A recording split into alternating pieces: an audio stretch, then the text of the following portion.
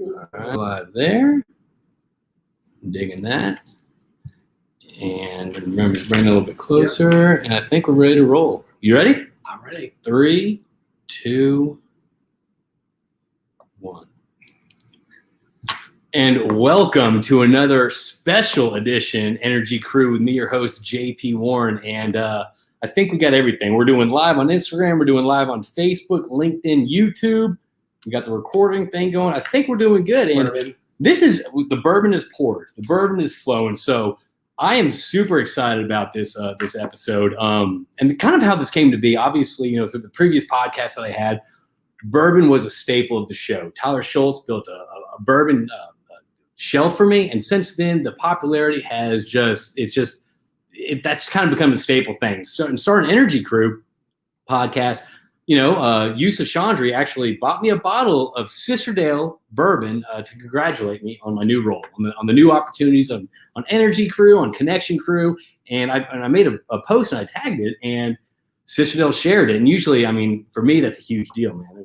That was a big deal for me. So, so I reached out and I connected, and I'm pumped. We arranged this live bourbon tasting and kind of to hear the story about Sisterdale Distillery. It's a cool story. You got half the cats. I'm gonna let you get into a little bit more, but you got half the cats. It's a Texas bourbon. It's what is it? Bernie distilled in Indiana. Sisterdale, Bernie, Sisterdale, and honestly, I'm pumped. I dig their style. I dig the bourbon. It's good. It's smooth, and we're gonna get into everything today, which I'm excited about. We were gonna do steaks, but I kind of realized, and you kind of brought up the point too, Chad, that let's not eat when we're on a podcast because you got spillage. It's gross. So we're just gonna stick with the bourbon. We'll probably grab a bite to eat after. So what else I got to plug? Sign up for connectioncrew.com to find out all the live stuff I'll be doing. I did a breakfast run this morning. I got Sisterdale here right now, and we're at the Petroleum Club of Houston, and we're doing this live. And I'm pretty pumped about this, and I'm going to introduce you right now. I think we're ready to get kicked off, right? Let's go. Let's go. Before you do, the Petroleum Club is now carrying Sisterdale for their members. So wait, how does this happen? Yeah, Chad? You know somebody. Yeah. Through a connection. Know somebody. Through a connection. Okay, well, let's see who's tuning in now. My beautiful rockstar Wi-Fi, all excited to be here. Well, Monica, I'm happy you're tuning in. I appreciate that. We'll leave that up there a little bit more. Marissa Schultz says it's so good. So we have a fan tuning in. I'm digging that. Thanks for tuning in. Awesome, Lewis. Where can we find Sisterdale? A question right out of the bat. Why don't you just drop that real quick for the listeners? Yeah, so we're a Texas-based, distributed in Texas. You can get us at all Total Wines across the state. You can get us in about the 30 to 40 biggest diamond specs. You can get us here in Houston at Tony K's, Goody Goody, the Specs Warehouse here at Smith Street, Twin Liquors. A lot of independent stores have been very good to us. So if you're not carrying, we're in 150 stores today in Texas. If your local liquor store doesn't carry it, ask them to pull in some Sisterdale for you. Or if you ever get thirsty, you can swing by the Petroleum Club and grab it as of today. Yep. And LaGrange Bar and Raging Cajun in town have us. If you're in Austin, we're in a few places like Geraldine's, the Fairmont, Driscoll Hotel, nice. Hotel Zaza, the Dragonfly in Dallas. We're in some places like that. So everyone out there, that voice that you just heard is the co-founder of Sisterdale Distilling Company, Chad Gailey. And Chad and I kind of reached out to each other on Instagram, made a connection, and here we are today, man. So thanks for doing this. Yeah, man, thanks. Thanks for having us. So I appreciate this. So why don't you just kind of look, before we get into the bourbon side of things, because that's obviously why we're here right now, I kind of want to hear about, like, you and I have had conversations before on the phone, and it's always a good time. It's always a good time shooting the shit with you. It's always fun. You can't go wrong with a bourbon guy. You know what? I never thought about that, but I think you're right. I think by nature, it's a law. Yeah, you're right. I got a lot of good friends that actually the topic of bourbon actually brings us closer and all that stuff. So, Nick Gorey, Tyler Schultz, and all those cats. So I know they're watching. I'll bet they wish they were here. So, Chad, start us off, man. Where are you from?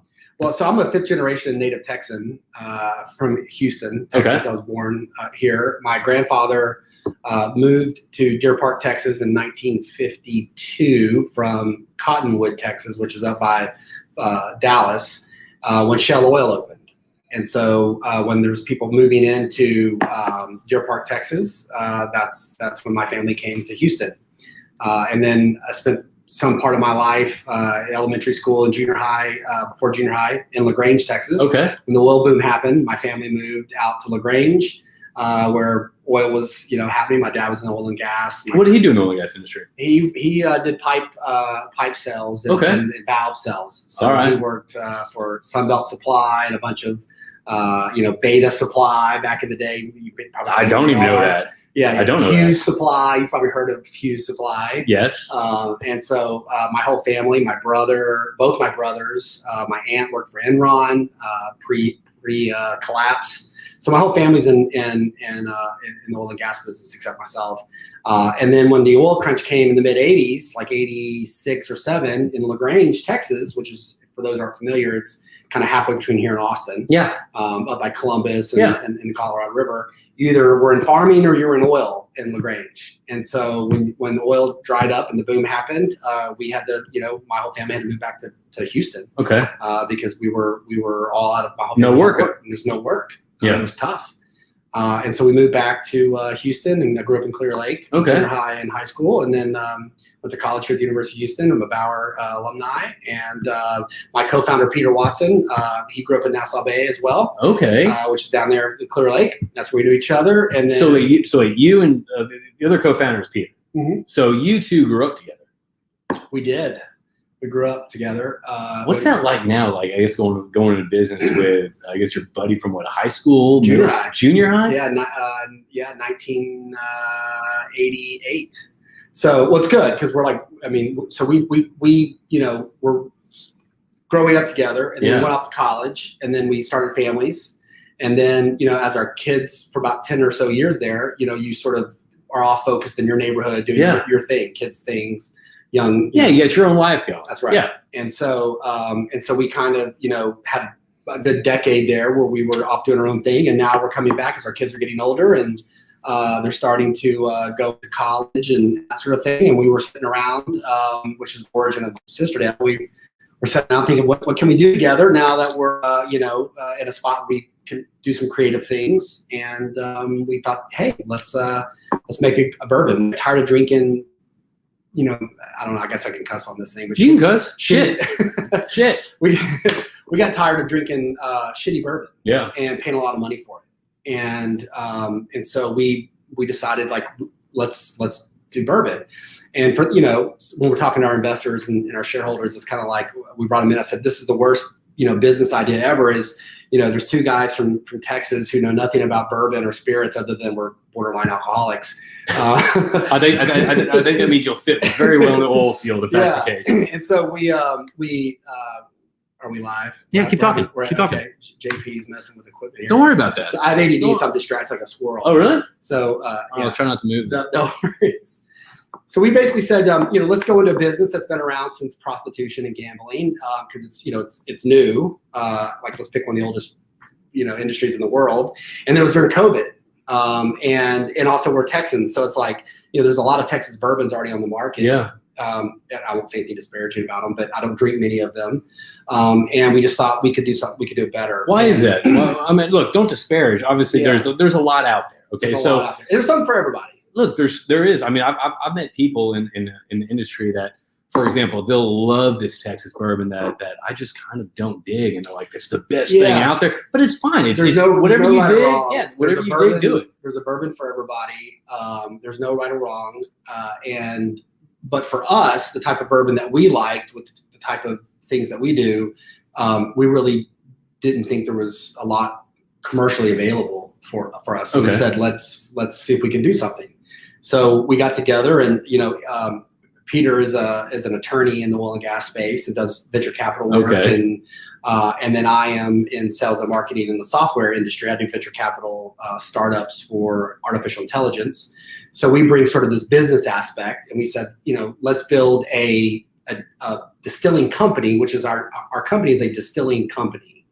And it's basically, if you think about a restaurant, and then this is the false narrative that people buy into or make mistakes that people buy, is a restaurant either has a chef, right, like Emerald's. Yes. And the name on the restaurant says Emerald's. The chef. Yeah. But most of those chefs don't know how to run the business. Okay. They know how to cook. And then or the other way around, you have business guys who know how to run business, but they don't know how to cook. They know how to run a restaurant, but they're not going to cook a great steak. It's going to taste terrible. And so, but the model that's out there today is most distilling companies start with a distiller who owns the company. It's his way or the highway. It's only his flavor profile. It's what they like. It's what they like. And if the rest of the people in the business don't like it, it's sort of tough too bad. Because if that distiller if Jack Daniels, which he's not alive, but originally, would take his recipes and toys and go home, then the rest of the people in the business are screwed because the chef has left the restaurant. Now you have as a building with tables and no, the chef's gone. Yeah. The guy's name on the table's gone. So what we did, we built a distilling company, and our idea is to plug and play chefs, distillers, based on certain types of product lines. So we went out and found one of the best distillers in Texas who lives in Austin, and we brought him into the business, into our kitchen. So we created a kitchen, a distilling house, and we did all the legal, all the finances, all the infrastructure, all the sales and marketing, all the inventory. We handle everything, and we allow our chef, distiller, to cook. That's all he's got to focus on. We run the business, and he runs the kitchen. And it's a very good marriage. Well, that way they focus on the actual product. They're not worried about the promotion, the taxes, the finance, all that stuff. All those things, and compliance, all those things. And then when you have the business guys who are focused on actually making a good product that not only can be profitable, because we're all in this to make some money, of course, but it's something that we want to drink. When you're the chef and the owner of the distiller and your name's on it and you're under a lot of pressure to put out product because you got to pay the bills, you may rush a product out that's not good. Yeah. When you're a chef that's in a kitchen that has all the other stuff handled, a distiller that's got all the other distilling house stuff handled, you're allowed to actually put the product out when it's ready. And that is a big deal for us. And so we spent a year and a half sitting on this product, distilling and working to put it All right, stop. Okay. That's kind of getting the meat of it. That's kind of what this podcast is about. You gave us a great 30,000 foot overview, but let's start off from the beginning. Too soon. Okay. It's fast. It's COVID. It's COVID. Right? It's COVID. All right. You're sitting there at the house. At the ranch. At the ranch, and you and your buddy are talking. Yeah. Right. Drinking and talking. Yeah. And so, tell me how this idea came about. Well, we sat there and we said, we're sort of getting to the point where we're tired of working for other people. Okay. And so we want to have something to do the last half of our life when our kids move out and that sort of thing. And again, we're borderline alcoholics. So we said, let's build a bourbon, and not whiskey, not scotch, not vodka, not gin, a bourbon for ourselves. Have you always been a bourbon guy? I mean, sure. I mean, well, always. No, not when you're in high school. No. But like, you're a recent adult. I enjoy all kinds of spirits. I enjoy martinis and all that stuff. But when we're out together at the ranch and stuff, and then those sort of things, it's generally cooler weather, and we enjoy a high quality. Bourbon is very complex. It's very hard to make a good bourbon, and you just go buy 10. Why is it so hard?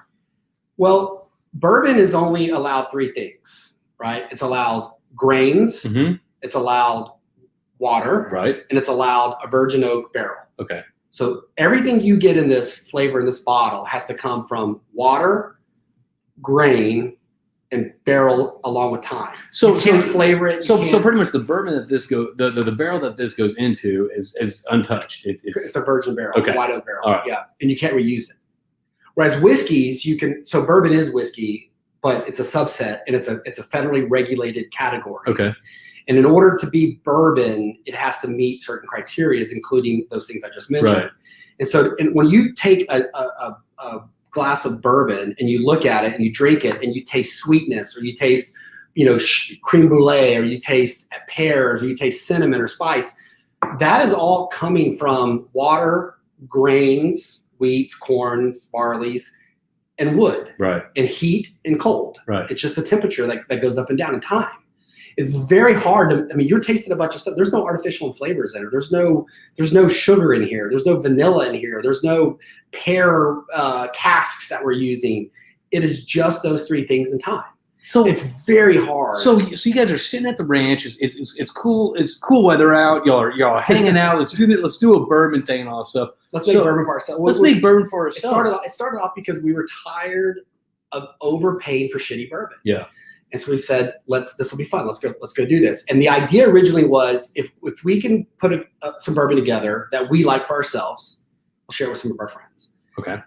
And if we could put out, which our business model was not like most business models. What do you mean? So most distilling houses start off with, a $10 or $15 million investment from venture capital, even though we're venture capital guys. And they go build this big distillery, and then they go build this, $500,000, they go, pot still. Okay. And then they put, 4,000 barrels back, and 6 years from now, you may have a product that's worth something, right? So you have to sit on it and wait, and they have tasting. And you don't even know, so you're kind of guessing this entire. Right. Okay. As it goes, the bourbon's like a child. It's ready when it's ready. You can't force it out of the womb. It's ready when it's ready. And if you force it too fast, it doesn't quite taste. And real bourbon enthusiasts can tell when a product's rushed, can tell when a product's too young, too old, too sour. And some people like those different categories. But when you want to put out a bourbon that's really good, it has to be when it's ready. And the bourbon's ready when it's ready. You can't force it. Okay. So most bourbon. Did you know all this stuff before you started? No. Because the reason why I'm asking, and it's kind of another point, the fact that you and your childhood friend are sitting there, and like there's so much. I feel like there's a lot to enjoy learning about bourbon. It's been fun. There's a lot to enjoy, but there's also the other side of it that is kind of like, I would assume it's kind of like being in school. It's tedious. It's the business side of the bourbon. People like bourbon on the hobby side. We call it a slog. A slog? It's a slog. Every day is a slog. So that's like a kitchen or a restaurant. It's beautiful when you come in and sit down and you have this great meal. Right. But if you go behind the swinging door, it's a sweatshop back there. Okay. And it's grimy and it's sweaty and it's hot. That's what I'm talking about. People are there hours before anybody shows up, and people are there hours after everybody leaves. And somebody's got to clean the floors and do all, everything from all the things that goes on in the kitchen. It's a messy business. If most people saw how food was prepared, they probably wouldn't eat at restaurants. I've heard about that. Yeah. So, and that's for sanitation, but just even chopping fish up, and when you eat a piece of sushi, you don't see the fish eyes and all that's been sliced, and the fish is wiggling and all that kind of, you don't see all that. So the alcohol business is antiquated. It's very antiquated. The laws have not changed, particularly in Texas, since Prohibition. Dude, that Sunday law is that's lame. right. That's right. Lame. The tax laws, the sin taxes, and so the way Texas is set up is a 4-tier distribution. Maybe jump ahead, your Instagram thing. I'm not worried about that. Okay, so it's a 4-tier distribution. We can get into this a little bit later on if you want, but it basically is antiquated. It has, it's like saying if you want a shirt today, you're forced to go to, Macy's or Dillard's or whatever, some antiquated place to physically. That no one goes to anymore. Nobody goes to anymore. Yeah. No. It's outdated. Consumers, brick and mortar stores are going away, whereas consumers are buying online. And so why can't you buy your spirits online? Why can't you, and so this 4-tier system to get alcohol to the consumers is very antiquated. It's made to be very hard because when it was built in a time when it was considered a sin. Yeah. And the government and the state did not want it to be easy, and they wanted it to be hard. They want it to be heavy regulated, and they want their money. Every time bourbon goes from by the time you go into a liquor store and buy my bourbon, it's moved through 4 people before you touch it. Really? It's gone from me to my distributor to my Class B, and then into the retailer. So it's gone to 4 people. Did not know that. By the time you get it on that 4th stop. So every time you go somewhere, it gets marked up about 5%. Okay. So what you pay in store is only been marked 300% from what it actually costs. And the government taxes it every time it changes hands. This is turning into an anti-government taxation call. Well, I don't think you're going to find a lot of pro-government cats around here in the oil field, so I think you're fine, dude. But anyways, so it's very difficult to do this, and it normally takes years of regulations. It costs hundreds of thousands of dollars to get your licensing from the federal government, the state. I mean, think about it. You're going to the state of Texas, and you're saying we're 2 dudes up in the hills of Sisterdale, which is, for those who don't know, is it's just south of Luckenbach. It's north of Bernie, south of Luckenbach. Beautiful area, Texas. Beautiful, east of Fredericksburg. So we're just in between San Antonio and nice. and Austin, right there in the hill country. Yeah, Garrison Brothers is 15 minutes that way. Yep. Ben Milam, which is a fantastic Texas bourbon for any of you guys out there who have not had Ben Milam out of Blanco, Texas. Ben Milam's fought in the Alamo. Okay. Their ancestors are part of that outfit. Didn't know that. Great. Okay. So there are some good Texas bourbons. That's one of them. But anyways, they're all out there because of the water, and we can get into that in a minute too. But I actually forgot what I was talking about. No, you're talking about the four-tiered system and the process. You have $100,000 to get this one. Yeah, so it's expensive. So that's the point. Is you were asking like sort of what it went through. So it's expensive. The government, if you can imagine the government being long, tedious, and expensive, and full of red tape, you never heard of such a thing. What? It's heavily regulated. It's very expensive. It takes 3 to 4 years to get all your licensing. We did it in about 18 months. How? Well, because my business partner is an attorney and he knows how to, he's a badass. So, when we bringing back to our particular bourbon is we're not a distiller who then is trying to also do law on the side and hire legal. And so we already have that. That's part of what the distilling company brings, for us is we've got all the infrastructure in to run a business. Right. So we were able to run through in about 18 months, what took about 3 to 4 years. Was there ever a point where you're like, this is, first off, the fact that 18 months ago seems to me like the beginning of COVID. Like, I think that's about. We started 3 years ago, but we launched in November of last year. So we were a full, almost anniversary of when COVID started happening in Europe. So the process before, y'all were just kind of jumping through the hoops, doing the paperwork, doing all that shit. Okay. Before COVID was a thing. Okay. And then we're like, now we're ready to go to launch, and like the world's shutting down. So what was that like when you're launching a bourbon during lockdown, when obviously liquor sales were skyrocketing, right? Because people were at the house, they were drinking early. Retail liquor store but restaurants and like the Petroleum Club was shut down.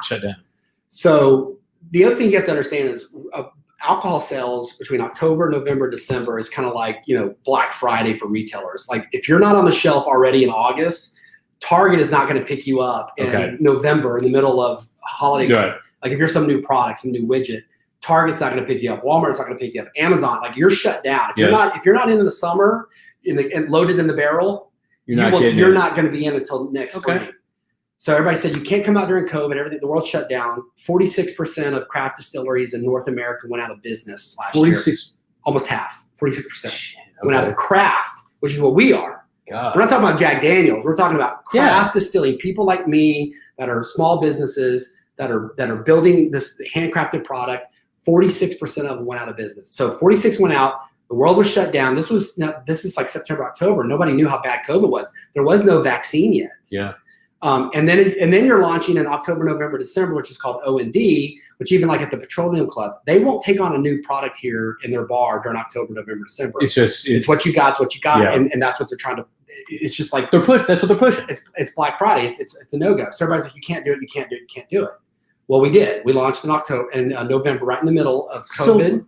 So okay, I'm gonna stop you right there because I think that's an important aspect. I speak really fast. I don't know if anybody's listening. No. So that I think that's. Let's talk about that. I mean, the timing's not right. The world's not right. Well, not right for who? Well, okay. That's so when you look at when you look at the old wildcatters and you look at the people that take risks in life, and when recession hits and when there was an election going on in the middle of all this, right? And we're in Houston, and the world was not good here either. Yeah. And so when all that's going on, it's like and so why run into the fire in the building? That's my question. Because that's when opportunity is. And have you always been that way? Yeah, for sure. We're entrepreneurs. That's what we do. He's been that way too. Yep. You just say, you know what? It's. I know everything sounds bad right now, but give me now's the time to do it. Give me a gun. Let me run into the fight. So, I dig that. And when everybody was running out, we saw it as an opportunity to run in, and we're like, well, and if we don't make it because of all these things, everybody's telling us no, which just really just sort of makes us want to go harder. Then we say, then great, we'll end up with a bunch of barrels of bourbon and our handful that we had 3 investors at the time that were small investors, but we go, look, we'll just divvy up, whatever 20 barrels we have, and we'll send 2 or 3 to your garage, and it'll be a fun event, and we're done, and then we'll have a great time, and we'll have some good bourbon, and that was the ultimate goal, was for us to have our own bourbon that we liked anyway. So Chad, all my buddies, all my customers, all my friends, and all that stuff, like, that enjoy bourbon, you know what I mean? The fact that Did you say frustomers? Frustomers, yes. Frustomers. That's a friend that's a customer. Oh, that was a frustrated customer. No, Okay, complete opposite. Okay, it's a friend that's a customer. Okay, there's a lot out there. But you and your partner went through something that a lot of people would love to be part of that experience. The fact of y'all are tasting bourbon to find out what y'all like. We went through over 1,000 combinations of bourbon. Tell me, get it. I would love 18 months. It took 18 months. So get it. I would love for you to get into that because how many did you say? Over 1,000 combinations. So over 1,000 combinations. Over a year and a half. How the hell did you figure out the specific one y'all did? Yeah. We spent 18 months. A lot of drinking and a lot of sampling. You can tell the easy part is deciding when a bourbon is not good. That's easy. It's like tasting a steak. Yeah. If a steak sucks or a piece of sushi or something, you know right away that it stinks. It's got to be well done. Yeah. Slather the ketchup on it. Call it a day. Exactly. I'm from Connecticut. Exactly. And meanwhile, everybody just logged off. Everyone's out. So it's easy to take out the stuff that's not viable. Okay. So what's hard is when you've got say 20 to 100 combinations that are within a degree of difference of 10% or 20%, and then you got a subset that's within a degree of 4 or 5%. Yeah. And so it's like you're starting, and then your taste buds can only do so much, and then so it takes a lot. It's a labor of love, by the way. So people are like, "Do you feel sorry for you sat around and drank bourbon over and over and over and over and over?" And that's what we did. We just sat around and drank. But also as a business, it is a business. You got to do research. It is a business, and and so when we hit the one we liked, and we got it down to like 5 to 10. And then we started working. Then we just really worked those 5 to 10 recipes over. So was it an aha moment when you tasted the Sisterdale, or was it kind of like this is it? It wasn't an aha moment because an aha moment would be like a surprise. Oh my god! Yeah. We worked and worked and worked, and it was like it's this far off, and then it's not quite there. It's missing something. So we play with it for 2 months, dropping this in, dropping that in, adding this, grabbing another barrel of that, and then we get it down and get it down and get it down to where it's like within a degree of. Now we're in the sweet spot, and we want to bottle that. So what's interesting for me is that you keep saying that you and Pete, right, wanted to make a bourbon that y'all like, right, that y'all dig, that's just for y'all. However, this is a bottle for the masses, right? I mean, you're selling this out. So did you ever call in like help, like, hey man, what do you think about this? Is this good? Oh no, for sure. So okay. Yeah, so we have a network of bourbon enthusiasts. Yeah. Actually, all over the country. I just sent this week. I sent 4 samples to a guy in Florida named Wicked Bourbon Kid, and you guys can follow him out on Instagram and so forth. And there's another one, Bourbon for Life. So there's a couple of high-end bourbon guys that belong to a group. There's a group called the Bourbon Thieves. Yep. And there's societies. There's Houston Bourbon Society, Dallas Bourbon Society. There's little right, but there are people out there who are, have day jobs. Yeah. But their evenings are spent around bourbon. Yeah. And they have massive followings. Yep. And they really know what they're talking about. There's a bunch of bullshit out there too that people that don't know what they're talking about. Well, that's this side of this side of the table right here. That's but there's a lot of people that pretend to be bourbon experts and they're really not. And by the way, if anybody tells you they're a bourbon expert, they're an idiot. Nobody's a bourbon expert. Isn't that frustrating? It's very frustrating. It's kind of bougie. It's not. This is not wine. If anybody says, if anybody out there, for those who aren't bourbon experts, they tell you how to drink the bourbon, you tell them to go F themselves. You drink the bourbon the way you want to drink it. You pay for it, you drink the way you want to drink it. I'm telling you, I agree. My wife, when we were on just don't put mine over over Coke. I completely agree. My wife and I were in Paris on our honeymoon. This guy, we were doing a wine thing, and the guy's like, you know what the best wine is? We're like, which one is it? Whichever one you like. Exactly. Like if you want to put ice cubes in a red, put ice in red. Exactly. Like just do it. Yeah. Exactly. But what we do is there's a few of these people out there. Sean King's this one guy in Florida that I just sent him a couple of days ago 4 different samples. Okay. And he's the first person outside of the 3 of us, me, Pete, and our distiller, who's tasted these barrels. I drilled a hole in them, pulled samples, and I shipped them to him. And I said, I want you to tell me what you think of them. Okay. And this is potentially for a new release coming down the road. And I said, you can't tell anybody that this is. Yeah. Keep it under whatever. But I sent it to him. So so there's people like that I to gauge the market a little bit. For people to say, because these guys will tell you if your stuff sucks. And you want to hear that. Absolutely. Why would I spend all the money to put something out if no one's really going to like it just because someone blew smoke at my ass? Yeah. Like, so, again, I hope we can be this, no, this frank. Obviously, Chad, you're going to start listening to Energy Crew, but on Energy Crew, we drink bourbon and we cuss. Okay, so good, it's good. old field, and I'm Good, pretty good. sure that's what we do here. Good. So, yeah, you're good. So we do, and we bring out, friends and family, and, again, it's sort of like, but the thing is we're not looking for the mat. We are not a bourbon for the masses. Gotcha. There's plenty of those already out there. There's plenty of Knob Creeks. I drink Knob Creek at home. Okay. I enjoy Knob Creek. If you go to my house, I've probably got 80 something bourbons that have an open cork at my house. And that's small. That's not even. That's my wife. Yep. That's not even crazy, right? So I like all kinds of bourbons that aren't even So, but for us to take the time and effort that we don't really have to go put out something in a bottle that's no one's really going to like just because we want someone to think they're going to like it. The market will tell you real quick that it sucks.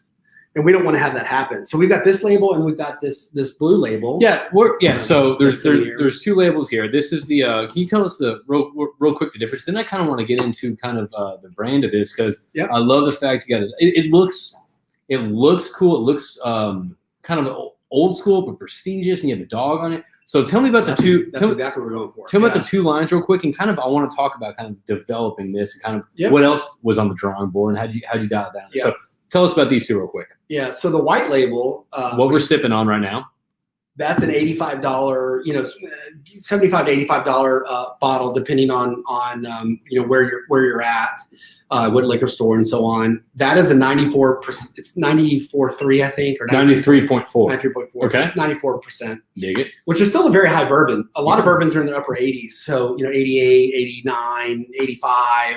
When you start getting into 90s, it starts getting to what did Mike say there? I just saw love them. Thank you, Mike. So we got Mike Walker said love that term. I think it might have been Frustomer term. Oh, the Frustomer. But also we got Derek saying I got a bottle solid juice. Derek, I'll be seeing you on breakfast runs.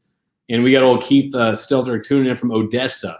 Oh, good. I love me some Keith. We're actually in Odessa. I don't know where are you at in Odessa, I Chad. have to look, but we're in Odessa. We're in Lubbock. We're in Midland. There are liquor stores out there that carry us.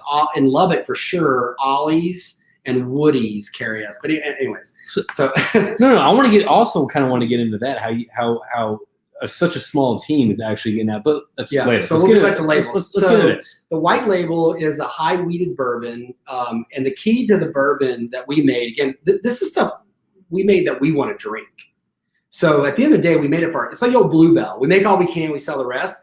We literally made this for ourselves. So we didn't go into it like a lot of things where it's like, let's make up some shit we can sell to people and make some money off of. And it's not really that good. Like, that's not our goal. Can I stop right there and interject? Because I think that's so crucial. And I'll always do these like tiebacks in. Yeah. I think that's important because what you just said is that you and your buddy are sitting there. You're not trying to impress people. You're not trying to let's do this because other people will like it. It's, people ask me about this podcast. It's like, oh, like, do you prep? Do you this? Like, no, because if I prep or if I ask the same questions, I'm not going to like it. So I'm not going to continue to do it. The fact that you're doing it because you and your business partner enjoy doing it, you enjoy this, you're doing it for yourself. That's right. That's what I and love. And if you go to our website, so kind of our statement is, we made it for ourselves and our friends. And share our friends. I think that's important. And then if we could, our original goal was if we could make enough money to keep it going, then that was all we were trying to do. We weren't, we've got other things that we do.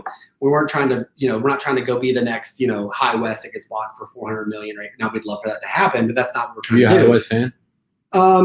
It's gotten pretty popular lately. It is. So, and they blend from the same distilling house that we blend from. So does Angel's Envy and Whistle Pig, and which is MGP. Okay. So for those true bourbon people out there, this is 5 juices. The white label is 5 different distillates, and it's all from MGP. And so that's what we're blending right now. And blending used to be sort of a negative thing. There used to be this, like, you're cheating. Yeah. Oh, how dare you? That's right. You're cheating. You're lower quality. It's blending. That's right. It has since changed for many people. It's still that way for some, and for those who don't like blends, that's okay. They don't have to buy our stuff.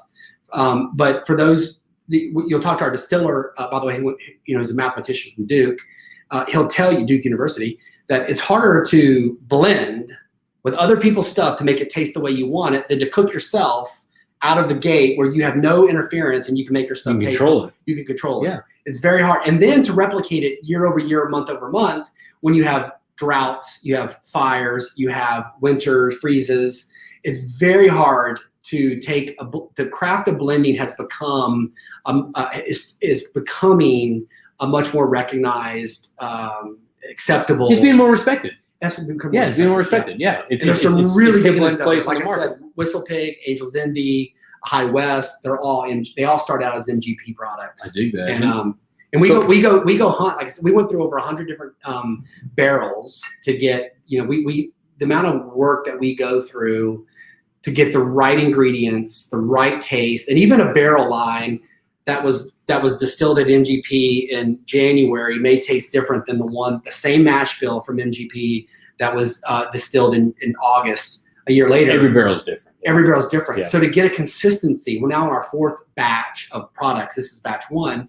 We're now in our fourth batch of products. And to get it to taste within 5 degrees is what we kind of go for. We shoot within a 5 degree. So talk about this degree thing. What are you talking about? So when you taste a batch 1 versus batch 2 versus batch 3 or 2 years from now, batch 12, it has to. We want it to taste within a degree, within an acceptable range of what our product tastes. Is that done through taste, or is that done through like a chemistry, like dip or whatever? Well, so you can, how do you know? Yeah, so you can do all the math on it and the chemistry, but that has nothing. That doesn't really impact taste, because a barrel that's done one summer versus the grains that were cooked a summer before or summer after, and they had a drought that year in California or drought that year in North Carolina or Texas, whatever, you're dealing with Mother Nature, and it's very hard.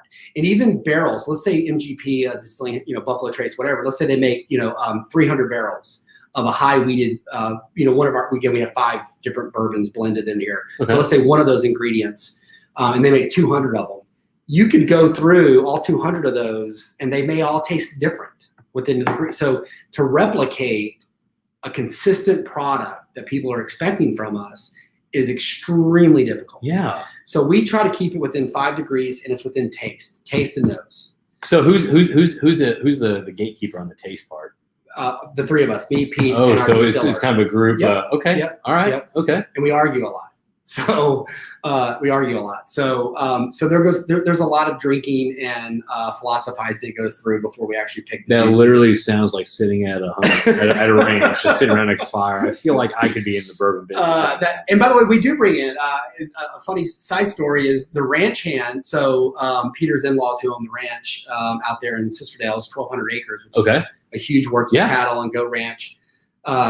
The ranch out there, his name's Colton, and he's just this old cowboy. I mean, he's he lives on the ranch, just like us.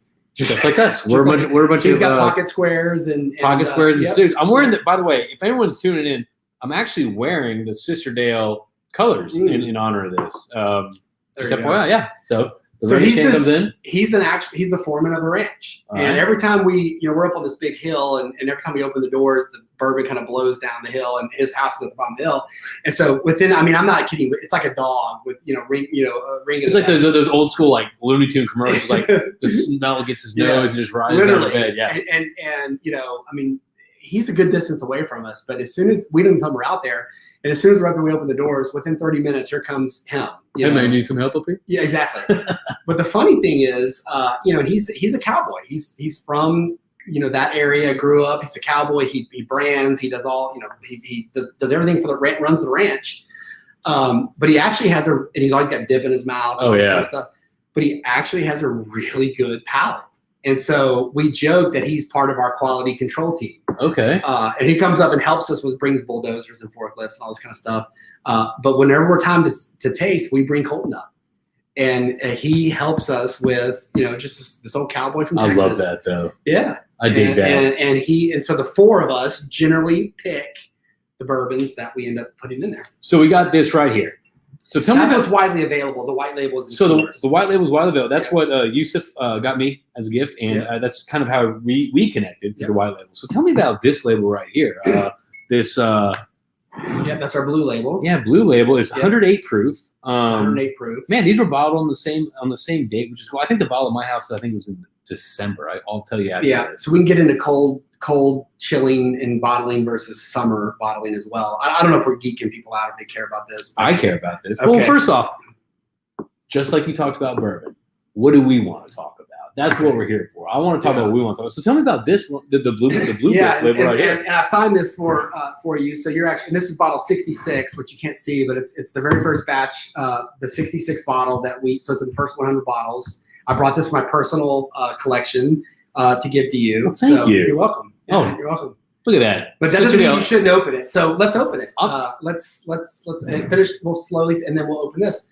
So I'm an Indian giver. I give you a gift that I want to drink. So by the way, every bottle we give you, even if it's the first 50 bottles that's signed or whatever, bourbon's made to drink. So every bottle I have at my house is the cork's open. I love that. And if it's not, and somebody comes over and wants to drink it, So do you believe in like special bourbons for like a special celebration or something like that, or is it like, it's a tough day, I feel like having a nice bourbon? Both. Okay. Both. Okay. Both. And by the way, good bourbon doesn't have to be expensive. You can get. I've learned that. You can get a $30 bourbon Knob Creek is a great summer when it's hot as hell outside. I'm telling you. I don't work for Knob Creek, so Knob Creek, if you want to pay me an endorsement, fine. And me. And me. Pay JP. Yeah, seriously. Knob Creek is a really good sort of sugary blended bourbon that's good for the backyard. And it's when it's really, really hot outside. You're about to open a 108 proof bourbon, which when it's just pull the. First off, you can't correct me on my podcast because I feel like a baby right now. I'm watching you open it. Tell your story while I open it. All right. So this one is our distiller. There you go. It's our reserve product. And my wife just tasted my stash of Sisterdale, and she loved it. Good. I dig that. She's a whiskey girl. We have 25% of our customers and followers on Instagram are women. So women are a huge bourbon buying. My wife, I mean, she's a whiskey bourbon drinker. Women are hard to sell to, by the way. And I hope I don't get in trouble for saying this, but it's more of a compliment. But convincing a woman to consumption. This is a consumption product, right? You're consuming food, whether you drink Avion or drink whatever water you want or food. Guys will just put shit in their, will just eat stuff, drink stuff. I know. Yeah. Believe me, I know. Women are very hard on consumption products, and if it sucks and it doesn't taste good or has any type of artificial, all that sort. They're a very tough crowd. That's what I should say. So I got myself in trouble. I know I'm married. Yeah, you're married. I love you, babe. Yeah. So, but women really like our bourbon, and that's because it doesn't burn, even though it's both high proof.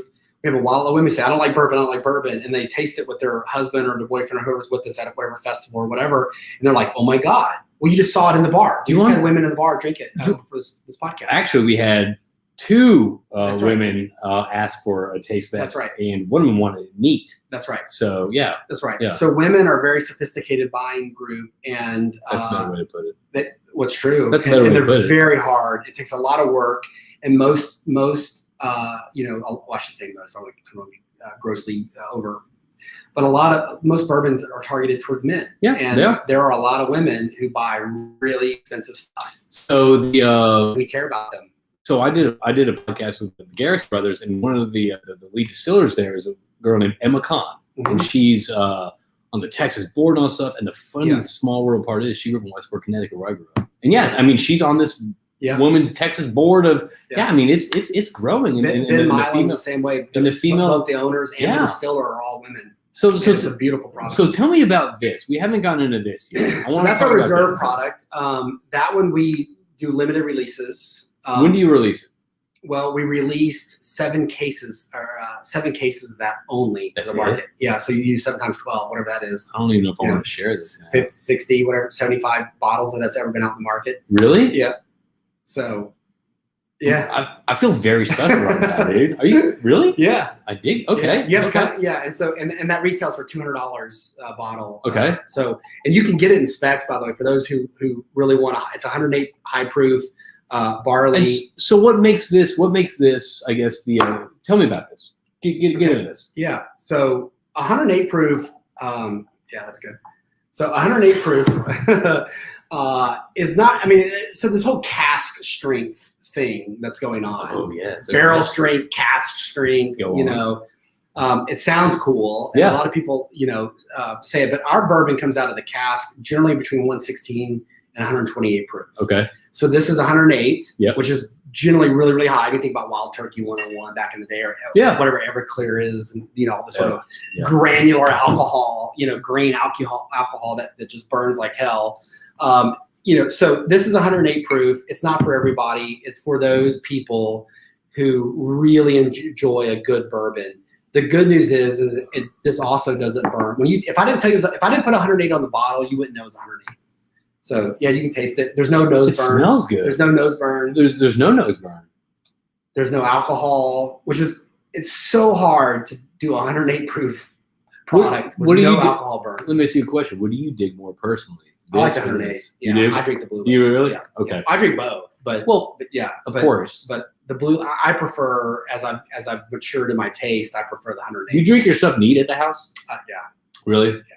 So when I first started, it was always ice. It was always ice, and always ice. But once I realized how to taste a bourbon, I really enjoyed these glasses, and I really enjoyed just having it touch your tongue and having it just kind of explode. I really dig that. So again, drink how you want it. If it's too hot for me, if something's too hot, what I'll do is take some, a bottle of water, and I'll just do a couple drops. Yeah. I don't put ice in it to open it up. Yeah, and this actually, when you this is good. Thank you. Keep talking. That's $200 good. Keep talking. This is people are dying for this product, and we've been pretty much have. That's pretty smooth for 108 proof. It's very smooth. God. Yeah. Okay. We actually don't even like selling this product. So we have we don't. Again, we're terrible. We tell our investors like we're the worst sales pitch. We're making this bourbon for ourselves. Yeah. And so I don't want. This is our very first batch, and again, I brought this for my personal collection at home. But I don't like. I thought about it long and hard. I just want you to know, JP. I want you to give me credit that I brought you a bottle, but I literally was back and forth. Almost left in the car. You almost left in the car. 2 days. You almost left in the car. Do I give this to JP? Am I going to give away one bottle that I'll never get back? I can never get back the first time. Chad, hey, come on, man. You know I'm gonna love it. Okay, you know I'm gonna love it. All right, thank you. But it hurts. Thank you. It's delicious. It hurts. But it's delicious. We got to share it. We got to share it with everyone out there listening. It's good. I know. We tell our people we're the worst salespeople ever. We make bourbon that we don't want anybody to buy. We don't want to sell. It doesn't burn. It doesn't burn. It's good. It's smooth. That's the hard part. It's really hard to do that. That's 108 proof. It's not spicy. It's not too spicy either. Most bourbons are 85 to 88. I hate saying that it's smooth because I feel it's such like a standard beta thing to say in our bourbon industry. It's smooth, but like it doesn't bite. There's not a big bite. There's a nibble. It's 108 proof. There's a nibble, but not a bite. Yeah, 108 proof should burn your eyebrows. All right, so Monica, if you're watching, tell me how you did by the end of this. There you go. Yes, I dig that. So we the key to this is to make a product that is not, you don't have to fight to drink it. Right. We don't want people fighting to drink our bourbon. Are we getting questions online? No, we got my mother-in-law is saying, "Yay! I hope you're gonna ride home." Thanks, mother-in-law. Yes, don't worry, I'm Ubering. And she's correcting us. It's called discerning. Thank you for putting that quotation marks, Deborah. And my wife says the bottle home is December. So yeah. So and Derek says chug it. Derek, we're not going to chug 108 proof. You know what? We'll do that on your podcast. We're going to have you chug 108 proof and go from there.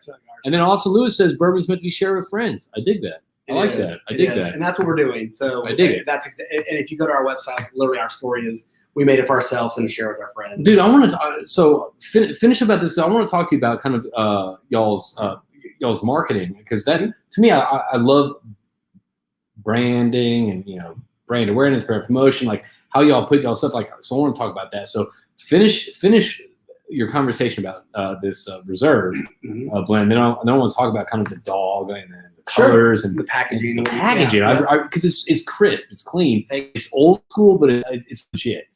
It's actually it feels like I've been in business for 40 years. That's what it feels like. That's kind of the look we went through. So I'll come back. The marketing packaging is my favorite thing to talk about, but I'll finish with the bourbon. So the blue label is got a little bit more of a barley malt in it, so which changes the profile. I smell that quite a bit. Yeah, you can smell that. And it is if you're out there duck hunting and it's 45, 35 degrees, If it's Christmas, this is a winter bourbon. I love that. Tailgating. If you're sitting out there, tailgating, this is a winter. It's bourbon. a Christmas bourbon. It's when your kids are finally asleep. You can finally put on the fake fire, put on the real fire, and pour yourself a glass. And you're not going to lose your vision. I dig It's a this. very good product. Yeah, it'll put you to bed properly. It smells good. It's a good winter bourbon, really and so on that one, my business partner Pete, he actually really worked on that recipe with our distiller. Okay. And I hate to admit it publicly, but he came up with Well, good job, Pete. Thank you, Pete, for listening. Thank you, Pete. He did that one. I was actually arguing against it, but once it came out, it was really, really good. And so we have a few barrels of this that we are just sitting on, and we only released so much of it. And we haven't made any more of it since almost a year ago, September 5th. What is today? September 5th. Yeah, almost a year ago. 363 days. Yeah. So we've released 7 cases of that to market, plus whatever we've given to our. So does this go to standard retail places, or is this okay, we're releasing these cases. These need to go to certain spots. So yes and no. So you can actually, if your retail store, so Specs has it, and Total Wines has it. Okay. But you got a special order. Okay. They're not going to carry a whole. So you actually have to go and ask. Say, hey, look, I want the Sisterdale Reserve. Yeah, the 108 blue label. Okay. And they'll pull it through for you. Have y'all thought of is there another label maybe in the mix kind of down the road? Because you got the white, blue. I feel like there's a theme. Something happening here that we can't talk about, or maybe we can hint on. It's up to you to bring it up or not. No pressure. Okay. Anyway, we'll keep moving on. No. So what I would say is yes, because I've had a few bourbons already. We are working on a third label, of course, a new third label. Okay. More of a what I call the day drinker. That's everyday engineer in the oil and gas industry or salesperson. Yeah, your duck hunt. It's noon. You want to, you're out in dove season. I got a bunch of friends. You may want to mix it with shit. You want to cook with it. It's a day drinker. Boot flasks. That you could take out to your, tailgates and that sort of stuff. Did you see me cooking with Sisterdale? I did. Yeah. So Monica was craving coca vin, and we didn't have any brandy, and a substitute for brandy's bourbon. So I used Sisterdale, and it was so good, dude. Good. It was. I saw the shrimp. Good. Yeah. Oh my God. So we are. And again, we're going to take our time. So whether it takes us 6 months or 3 months or 18 months. But we are currently working on. I almost brought some to taste. I know. I thought about it, and I thought, well, I don't know, it's too early. And then my lawyer part, they're all pissed off, and I didn't like it. But lawyers, Pete, come on, Pete. Yeah. So, but we are working on this sort of third label that was. Think of it this way: if the blue label and the white label had a rebel child, okay. Oh, that's what we're talking about. I dig that. Yeah. Okay. All right. Yeah. Okay, so that's a little teaser for everyone out there, all the bourbon drinkers. I dig that. Okay, so let's talk about the marketing right now. So I would assume starting your own bourbon company, and I feel like they're like putting the label on that, putting the brand on that has to be pretty. There's so much that you want to do, but you want to keep it simple. But how do you communicate kind of like who y'all are? So, and the fact y'all were able to come up with the colors and the dog. So tell me about the dog. Is the dog real, or is that just a cute dog? That dog is called Macy. It's my business partner's Aussie. Really? Yeah. And out on the ranch, there's 5 of these, I think, running around herding cattle. So in Sisterdale at our ranch, I won't say the name of the ranch because we don't want people. You'll actually get shot by Colton if you're out there. But is that the ranch hand? Yeah, the foreman. Right. He's the foreman. He runs the ranch. That's right.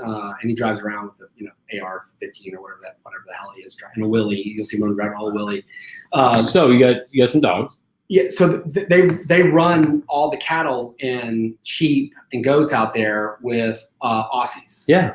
And so my business partner Pete, he actually has one of the Aussies as well, and that dog is called Macy, which actually lives here in Houston. Really? So we used his dog as the Aussie. But the idea was this, though. In all sincerity. So when we were building the package, number one, we wanted so our whole thing is we focus on what's in the bottle, not what's on the bottle. So we're not running around all these gimmicky shit. That's all this cool labeling, and we sucker somebody into buying an $80 bottle. This is the shit that pissed us off. Was we would go in and you buy something because it looks super badass, and then you get home and you're like, I was suckered. Yeah. I spent a bunch of money for a product that doesn't uphold, and they got me. That's how I used to buy wine. I used to judge my wine purchase based on the label. Everybody cool label. Consumer marketing cool is label. a whole deal. Yeah. So again, that's part of what we hated. So we wanted a bottle that's been around since Prohibition. This is a bottle that's been around. I love the shape of the bottle. It's old school. And then number two, we wanted it's got a Scotch look. So my business partner's Scottish, okay. and so he wanted a bottle that looked like it was Scotch. So then you can't really see it, but this product. Let me turn it right back. There we go. This product looks more like a Scotch label than it does a whiskey label. So because if you go, Scotch is very simple on the labeling. They don't fuss with all that shit. So we have a saying. Yeah, it's like a name and an age. That's right. Call it a day. So we have a saying that we use in our company, which is again Pete, who came from Scotland. It's called cheap and cheerful. So our whole business philosophy is called cheap and cheerful. It's a Scottish saying, which means like no fuss. Don't fuck with it. Just no fuss. Yeah. Because we don't care about what's on the label. We care about this brown stuff. That's the brown one. I'm trying to turn the angle, the area. This brown stuff that's in here. That's what's more important than this stuff on the outside. And there's so much bullshit today. Oh yeah. Again, this is the anger. This is why we got in the business, because we were so tired of this shit, and we just wanted really good product that we would want to drink that was worth the money you spent. And so, so we came up with a label that looked like it could be around since if you look back at the old Prohibition labels, okay, they were literally pieces of paper that were like glued on, and had a little print press, maybe, and that was it. It was simple. It was potato sacks. It was newspapers. Simple. And so our focus is not the marketing and all this crap. We spend our money on the brown stuff inside. The marketing it's legit though. Well, thank you. Because it's simple. Sorry if I'm cussing too much. No. They're used to that on Energy Crew. Okay, so with such a small team with we're literally 3 guys in a hill, but that's on top of a hill. But this is my point, Chad. Yeah. It's such a small team with getting out there, I guess, in the middle of COVID, the best time, but also the worst time to start, getting out in front of people. How are you successfully, I guess, I mean, the fact that Keith just chimed in, you're like, oh, we're in Midland, we're in Lubbock, we're there. How are you getting this to market? I mean, is it just sending stuff? Is it actually going in, talking to them? I mean, how are you distributing this? That's the hashtag slog. So you again, the bourbon market is so saturated, and so many of all of our competitors have huge amounts of money behind them. Okay. We're not venture capital backed. We have a handful of small investors. And it sounds like also this is, don't get me wrong, you're in this for the business, but also this started off as a hobby, an enjoyment. Well, you enjoy it. A hobby. So again, if Pete was here, he would correct you immediately, because a hobby is something you do that doesn't make money. We're in it to make money, but it's a hobby that we want to make money off. Okay, well, so, I know, right? You know what I mean, though. You're sitting around like, let's make something that we enjoy. So, but yes. Okay, fine. Not a hobby, a personal passion. A personal passion. How about that? That's right. Would Pete like that? Yes. All right, Pete. Love you, Pete. Thanks for tuning in. I know. He's not even here. So if this is he's at a meeting tonight with an ambassador in Houston. So like we work around the clock on this product. But that's what I'm saying though. It's like the fact that you're coming out there with not that money to go out there and do these aggressive marketing campaigns or do this and that, do that. I'm looking at your stuff on Instagram, and everyone check it out. Like y'all's the way y'all present yourself to the market is very cool. It's very kind of rugged. It's very hill country. It's very denim shirt, but like legit. Like it's cool. It's cool. So our two things. One, our North Star for our product is the word delicious. So earlier you asked, like, how do we nose things? Do we, what do we do? Yeah. We don't use a percentage of like, hey, let's make this a wheated bourbon or a corn bourbon or a rye or a barley. We go after the word delicious. So whereas again, most distilling houses go after a certain percentage of this, percentage of that, a certain formula. Right. Our cake is not based on the ingredients. Our cake is based on the word delicious. If you taste the product and it's delicious, It is. delicious bourbon, then that's a Sisterdale product. Okay. That's number one. Okay. Yeah. Number two is when you make a really good product, it starts to take off because you can't bullshit people too long. Now, when it comes to bourbon too, because especially bourbon, the bourbon subculture, even the bourbon alcohol, Scotch, tequila, it's very judgy. It's very, hey, look, you better do this right. You better do this by the book. This better taste good. This better not be a If it gimmick. doesn't taste good, you will get trashed immediately. Yes. And the worst thing for us was to put a product out that had a for sale sign on it, okay, or a discount sign on it. 20% off. Yeah. Like we and that's not good for our retailers. It's not good for us. It's not good for anybody. So we had to really work on a product that we felt would hold up to the price point. And the price point actually with our distributor, they actually wanted us to come out at a lot higher price point. Really? Yeah. They thought it was $100. They thought the white label was $100 all day long. And we said, well, would I buy a $100 bottle of a product that I've never heard of? And the answer is no, because I'm a bourbon hunter. So the answer was no, I wouldn't do that. Right. So why would I expect anybody else to do it? If I'm not willing to cough up $100 for a product that I've never heard of, then why would I expect someone else just like me who I'm selling to? I'm making this product for Who has no like idea me. about it. Yeah, and I'm making the product for people like me. Yeah. And I buy a lot of expensive products. I mean, I've had a $1,200. This sounds really shitty, like I'm bragging, but I've literally had a $1,200 2-ounce pour of whiskey before. So now, I didn't pay for my company did, but well, then that means the oil fields. Yeah, exactly. Oil field sales, buddy. It was an expense Customers account. there, come on. It was an expense account, so don't trash me. That's oil field sales. But exactly. So my point is that but if someone like me who takes customers out and can afford the Petroleum Club or which whatever, isn't that much. I gotta give a little plug right there. Not that much. Then why would I expect somebody else to do it, right? And so we wanted a product that was worth the value and that we would spend our own money on. Yeah. And again, we made this product for ourselves and our friends.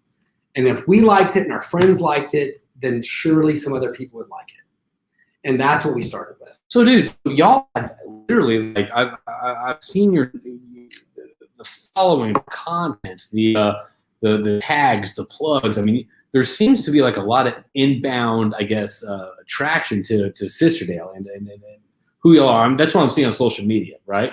We've got some celebrity chefs and some singers and songwriters, outfitters. But what is that? Craft coffee makers that do like I saw coffee. that. So what's that experience for you? I guess. It's what we play for. Well, no, but okay. Well, let me back up then. So you're there with Pete, and you'll come out with this and all that stuff. The next thing you know, like it's happening. Now it's happening. It's happening. So what is that like for y'all? I mean, is it surreal? Are you taking a moment to step back and be like, No. holy shit, like this is like this? No, we just keep grinding. Okay. Yeah. So it's like have you made it? No. I mean, we're 9 months into our product. 150 stores. November last year we launched. And y'all already have like almost 7,000 followers on Instagram. Yep. It's being tagged. I've seen people tag it in Georgia. People tag it like it's everywhere. Yep. So that's tremendous, dude. It's awesome. Yeah, we haven't stopped to think about it like that. So because we're always sort of on to the next thing. Like how do we get to the next the next deal? And how do we? The thing that consumes us the most is not about that. What we consume is how does batch 4 hold up to batch 1? Batch 1, which by the way, both these bottles are our very first releases, and I think this is bottle 952. So this is the first 1,000 bottles, and this is our first 100 bottles. Okay. And so how do we consistently keep the product up to the label that's the product that's in the bottle to the label that people are falling in love with, right? And how do we not dilute that and start to because as you start to expand, your quality can go down. And we don't want to do that. We just won't expand. I mean, I was on a call today about a Kansas and Oklahoma distribution, and we're like, we're only going to do it if we can keep the quality up. If not, we'll just stay in Texas. So pretty much it's quality over anything. Yeah. Yeah. Okay. Because I don't want my friends to buy this and it sucks. You're like, God, Chad, this wasn't as good as you were then pitching. Why am I doing it? Yeah. Like, and I don't want to have a single bottle that I wouldn't drink. Okay. So why would I do it? Yeah. So yeah, so you can go put out a shitty bourbon and charge people $70-$80, and it's really only worth about $30. And maybe I make some money off of it, but that's not what we're in it for. We're in it because it's the product that we want to drink, and I want to stand behind it. I love that, and I want it for my friends. I love that. So again, that ties back to pursuing your passion. I mean, you're sitting there, you want to make something that you enjoy, that you bring to market, that you would drink, that you would buy, and you're not doing it for someone else. Y'all doing it for your forget the business side. But that's right. Deep down, I feel like if Peter and I won't drink it, then we're not going to sell it. And you're not going to continue this path. That's right. Well, we've got a product, but so now it's a matter of keeping consistency, the quality high. Right. And if we're in a certain year or a certain season of a bourbon that was made during a certain drought or whatever it was, if it doesn't uphold something that Peter and I want to drink, then we will not put it out to you. I won't ask you to pay for something to drink that I wouldn't pay for. Okay.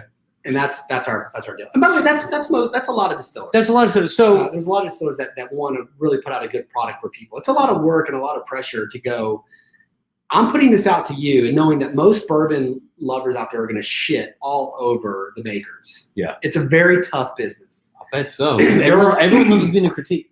Everyone loves being a critic. Everyone loves shitting all over everything. And especially by the way, for those of you out there listening, I'm going to leave the microphone. It hurts our feelings if you really shit on us, because I'm trying to make a good product for me, and I'm sharing it with you. And if you don't like it, it really hurts. It's like coming to my house saying your house sucks. Your house smells. It hurts. Yeah. Yes, it Fish hurts. for dinner last night, Karen? It absolutely hurts our feelings, and we care. But that's the thing, though. It's like you're putting that. Have y'all? I feel like Sisterdale, from what I've seen, I guess from what I'm hearing from you, like y'all's growth and expansion into Texas market. It seems like it's relatively quicker than most. It's probably unheard of. I mean, we have our first ever spend on marketing was 2 weeks ago for Energy Crew podcast. That's where they put their money at. Smart businessman over here. That's right. Smart guys. That's right. Yeah, absolutely. So, here it is, August and September, yeah. So go back 2 weeks ago, right? It was August, 20 something. And we had not spent a single dollar on marketing. Is that dude in that hat? Sitting on that porch? Yeah. That's probably us or one of our friends. Probably. So everything we do, for the first 9 months of our product, it was all organic. We're 150 stores organically. But because our people have heard about it, they've gone out, they've asked fan base, they've asked their people to pull it into their store locally. But what I'm saying is, I feel like y'all's growth in the market is, to me, I don't know, because I don't know their new bourbon company or not, but I feel like it's kind of exponential versus other. It's almost unheard of. Yeah. And what do you attribute that to? I'm sure there's a lot of answers to that. I mean, whether it's the process, the story, the taste, the whatever it is. It's the grind. What is it? Number one, you've got to have a good product. Number two, you can't bullshit people. So what Peter and I have put out in our distiller is a product that represents us, and we hope that people liked it. Yeah. But we did it for ourselves. Yeah. And people have started to like it. Yes. And we don't need everybody in America to like our product. There's plenty of Woodfords, Knob Creek, makers, whatever you want to get into. Makers. I mean, our distiller's favorite bourbon, and by the way, he cooks for some really big distilling houses. His favorite product is Woodford Double Oak, which is one of my favorites too. Okay. My other favorite is Elmer T. Lee. That's one of my that's personally my favorite bourbon outside of my own, of course, is Elmer T. Lee. So when you take Woodford Double Oak Reserve and you take Elmer T. Lee, which is a rye, and you kind of, if you could take those two products and smash them together, you've got Sisterdale. Okay. Those are sort of like, so the tasting profiles that we like to go after are those two. You know what I dig? Every time I look at y'all's stuff, it's kind of like it's an everyday person's bourbon. You got people going on duck hunts. You got people barbecuing. You know what I mean? You got people at pool parties. It is a social bourbon. It's whether you're out there hunting, whether you're out there at a pool party, whether you're with friends, just hanging out by the fire. Like, I really dig how, I see fans take this in the middle of the field when they're about to go dove hunting. Yeah. Recently, which is insane. You know what I mean? Yeah. Like, I just dig that. So people that have, a $3,000 fly reel or a Beretta shotgun, people that do quality gear, Yes. quality products, Yeah. quality clothes, whatever it may be, and they don't want shitty bourbon on their weekend. Yeah. That's what we're for. So we're coming up on an hour and 10 minutes, and I'm pretty sure it's almost a steak. Well, actually, we'll probably open this up to people right now. What is, I guess, so you said 9 months? 9 months. 9 months. 150 stores. What's next 9 months in store for you? Oh, we don't know. I mean, I mean, we're talking. So, well, I shouldn't say we don't know, because we do know. We know what we're planning. So we are working right now on North America distribution via e-commerce. So back to the stuff that really aggravated us, which is the traditional classic way that alcohol is regulated in Texas. Okay. And across most of the country.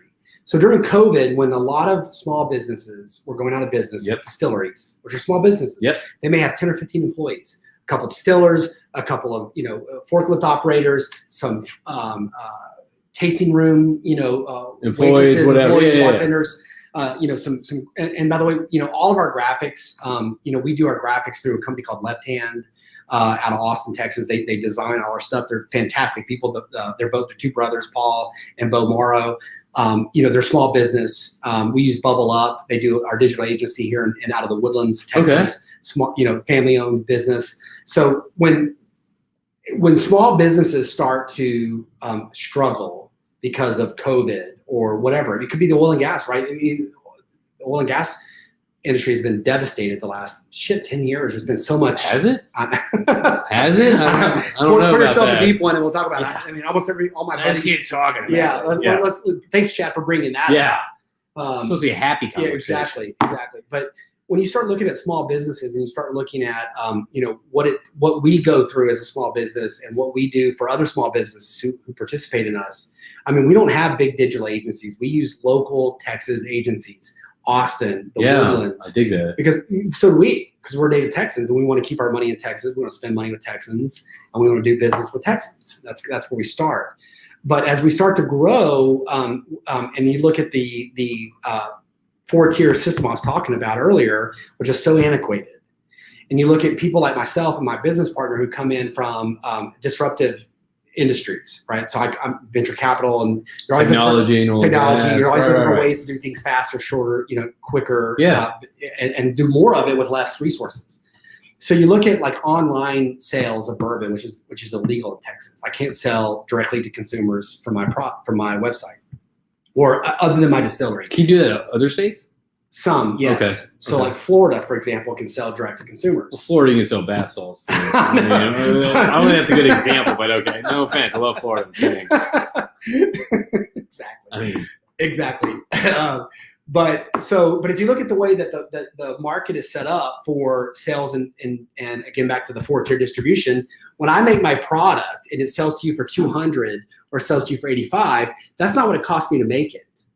And even if I added some profit on it for myself, this is marked up like hundreds of percents, because every time somebody touches it, the government's taxing it. The government's got to get a bite. The government's taxing it every time, over and over and over. Every time the bourbon changes hands, and they require 4 hand changes from the consumer. Oh, they require that? Yeah, you have to go through 4 people. By the time you get it, you're the 4th person. When you walk into specs, I'm probably going to get blacklisted by TABC, but when you walk into specs, you're the 4th person. When you pull a bottle off the shelf at specs, you're the 4th person to touch my bourbon. So it has to go through that. I didn't know that. It's a 4-tier distribution system. Okay. So the state taxes, I'm probably going to get audited now, but the state taxes every one of those. So when you go buy a bottle or product in a liquor store, you're paying already 300% markup from what it actually costs. And then when you go into a hotel or a restaurant, you're paying $600 to $800 to sometimes 1,000% markup. Okay. Because of taxes and regulations and all right. those sort of things. So if you could sell direct from us to the distillery, direct to the consumers, I can lower my prices. Cut the middleman out. You get a product for less price, and you're actually coming directly to me, which is the way the rest of the world operates. Yep. It makes sense. It makes sense, but government. The laws don't say so. Yeah, that's government. So yeah, and I'm not like advocating for. I mean, there's a lot of distilling associations. Well, there's that advocate for this that are huge for us. Yeah, that's what I was gonna say. I remember looking at again, a competitor, Garrison Brothers. I mean, they posted something about like these old school laws, like you can't. I mean, people go to Fredericksburg for the weekend. Yep. You can't get there Sundays until like 12 o'clock or 1 p.m. That's just, it's not fair for business. That's right. You know, and beer and wine is being allowed to be distributed that way and sold that way. They're loosening up, but not spirits. Not spirits. Yeah, Dan Garrison and the crew out there are one of the biggest advocates for law change. They're trying to move it. Yeah. And that's got to help everyone, though. It helps everyone. And every state's fighting for it. Really? So, yeah. So the goal is to get the best product to the consumer with the, for the least amount of money, to where you can actually enjoy our product without having to pay 400% markup. Yeah. So, as we wrap this up, what is your that's the way to bum it. Yeah, that's the way to bum it out. So, real quick, so you're sitting at the house. What is your ideal bourbon setting? You're alone. What music's I playing? Be alone. What music's playing? Okay. All right. What music's playing and what's going on? For me personally? Yeah. Well, so I wouldn't. I do enjoy bourbon alone. So let me answer it in two ways. So two buckets. One is when I'm alone, and one is when I'm not alone. Okay. So if I'm alone at the house, I'm out in the back, I'm grilling or whatever. Okay. If it's summertime, I'm probably drinking and I'm grilling, and it's 100 degrees outside, and the whole family's inside because it's they're waiting for you to finish it up. Yeah. I'm out there sweating by the grill. I'm drinking an everyday simple drink, simple bourbon. Okay. I'm drinking a Four Roses. I'm drinking I don't do Knob, even though I've mentioned Knob Creek a bunch, just because Knob Creek was one of the first like bourbons that I started out with when I didn't know what I was doing. That's your staple. And I just kind of went into it. I was like, wow, this is not Crown. It's not a sugary, Coca-Cola fountain drink like Crown. And it's a bourbon, and I could stomach it neat. It was the first one I could stomach neat. But it's still a really good bourbon. I think so you have your sort of backyard wines, your backyard bourbons, your backyard, but I'm drinking a Four Roses. I'm drinking, I'm saying Knob Creek, but I haven't drank Knob Creek in probably 2 years. Maybe a Roti. Okay. It's good rye and the heat. What about when you're solo? What music's there? I mean, what? Well, I'm a big Texas musician. So I listen to, I listen to Townes Van Zandt. My business partner and I, when we were younger, we were junior high, we used to actually sell T-shirts and CDs in junior high for Jack Ingram. Really? Yeah.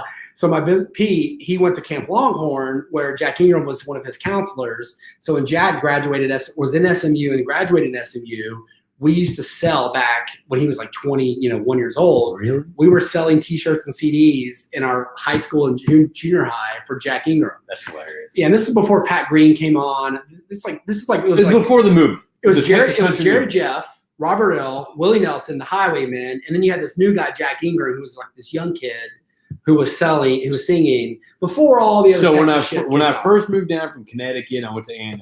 Yes, it was Jerry Jeff Walker. It was David Allen Coe. It was all those. Yeah, before Roger Krieger and Kevin Fowler.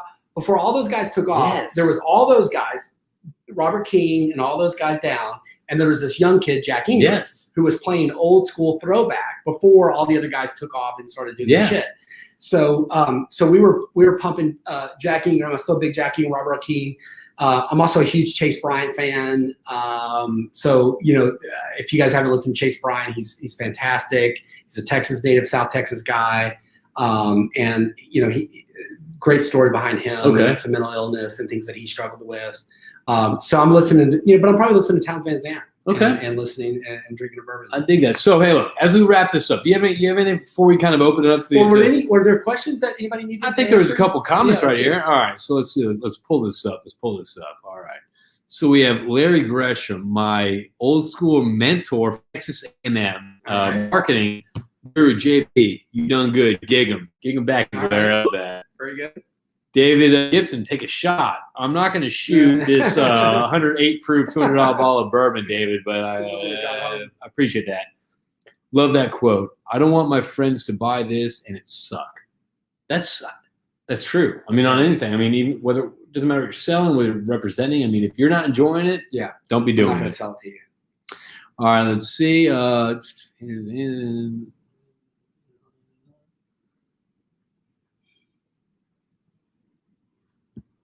And Austin Lewis says they cannot overnight due to liquor blue laws lifted for many reasons, will happen very soon. Yeah, we hope that happens soon. Yeah, so the e-commerce stuff, which I think is what he's talking about. So there are companies out of like Florida, distributors who are allowed to sell not direct to consumer, but it allows for online shopping. Okay. So we're about to launch an e-commerce site off our website where you'll be able to buy in all 50 states. Well, I say all 50 states. We're not going to do Hawaii, Alaska. It's like $300. Lower 48. Lower 48. There you go. There's a couple other states in there that are really hard. Let's just call it 45 of the 50 states where you'll be able to buy online through our Florida distribution through Cask and Barrel, which is a new e-commerce site. So there's new disruption is the part I was getting to. And the word disruption in lifestyle. If you ever hear anybody at Sisterdale saying we're a lifestyle brand and we're disrupting the industry, text me immediately because I'll hang, text me immediately. But there's a new, there's a way around where people can actually order from like Instagram or Facebook. They can click on it, those ads, run to our website, and then back order off, and it comes out of Florida. And you can actually order via e-commerce. Okay. And so we're going to be able to be allowed in all, and we're going to bypass the 4-tier, 3-tier system in all states. Just be able to buy online out of Florida. This is a huge new, that is huge. And especially with COVID and the variants and all those things coming up. So we want consumers to be able to buy directly at 11 o'clock on a Sunday when all liquor stores are closed, just like Amazon. You're on Instagram, you see a picture, of us with some dude holding a bourbon bottle. You click on the bottle, it's got a little star, and then you can click order, and you can order right away from Instagram. That's the type of technology disruption that we're bringing into this. I love that, dude. I love that. I love the fact you're bringing a good product out there, but you're also thinking, all right, look, let's think of new ways to get it out. Well, it's how do I cut out all the people in the middle that are taking money and taxes and adding percentages between me and the consumer for no reason. It's me making product, me and our company making product directly to the people. I don't want a bunch of people in between the middle of us. Well, I mean, there's no point of that. I know.